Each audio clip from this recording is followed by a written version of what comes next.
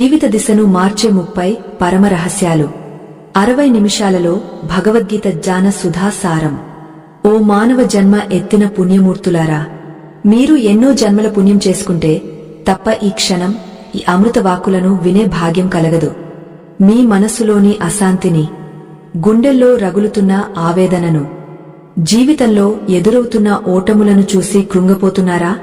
అయితే వినండి, ఇది కేవలం ఒక పుస్తక సారం కాదు. ఇది మీ తలరాతను మార్చే బ్రహ్మ రహస్యం. ఈ 60 నిమిషాల కాలం మీరు ఈ మాటలకు కేటాయించకపోతే మీ జీవితంలో మీరు ఎన్నటికీ పూరించలేని ఒక గొప్ప శూన్యాన్ని మిగిల్చుకున్నట్లే. మీ సమస్యలకు సమాధానం దొరక్క అల్లాడిపోతున్న వేళ సాక్షాత్తు ఆ జగన్నాథుడు మీ చేయిపట్టి నడిపించేందుకు సిద్ధమయ్యాడు. కురుక్షేత్ర రణరంగంలో అర్జునుడు విషాదంలో మునిగిపోయినప్పుడు కృష్ణ పరమాత్మ అందించిన ఆ దివ్య బోధనలు నేడు మీకోసం మీ ఇంటి గుమ్మం వద్దకు వచ్చాయి.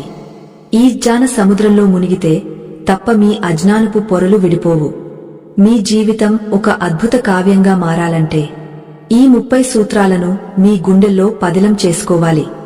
ఈ వీడియోను మీరు పూర్తిగా చూడకపోతే మీ కష్టాలకు పరిష్కారం వెతుక్కునే ప్రయాణంలో మీరు మరో 100 ఏళ్లు వెనక్కి వెళ్లిపోతారనే సత్యాన్ని గ్రహించండి.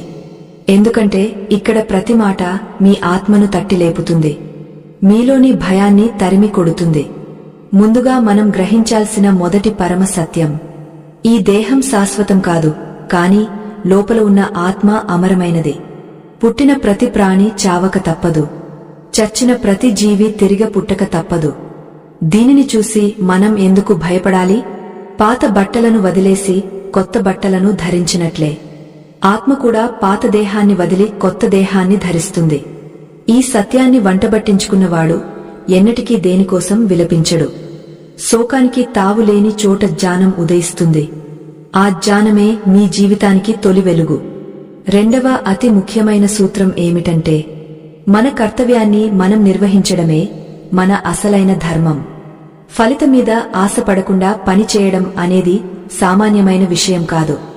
కానీ ఎప్పుడైతే మీరు ఫలితాన్ని దైవానికి వదిలేస్తారో అప్పుడే మీ మనసు ప్రశాంతంగా మారుతుంది. విజయం వచ్చినా అపజయం ఎదురైనా రెండింటినీ సమానంగా స్వీకరించే స్థితిని అలవర్చుకోవాలి. అదే అసలైన యోగం అని కృష్ణ పరమాత్మ మనకు ఉద్బోధించారు. మనసును అదుపులో ఉంచుకుని చేసే ప్రతి పనిని ఒక యజ్ఞంలా భావించాలి. మూడవ రహస్యం మనలోని కోపం మరియు అసూయ గురించి చెబుతుంది. కోపం అనేది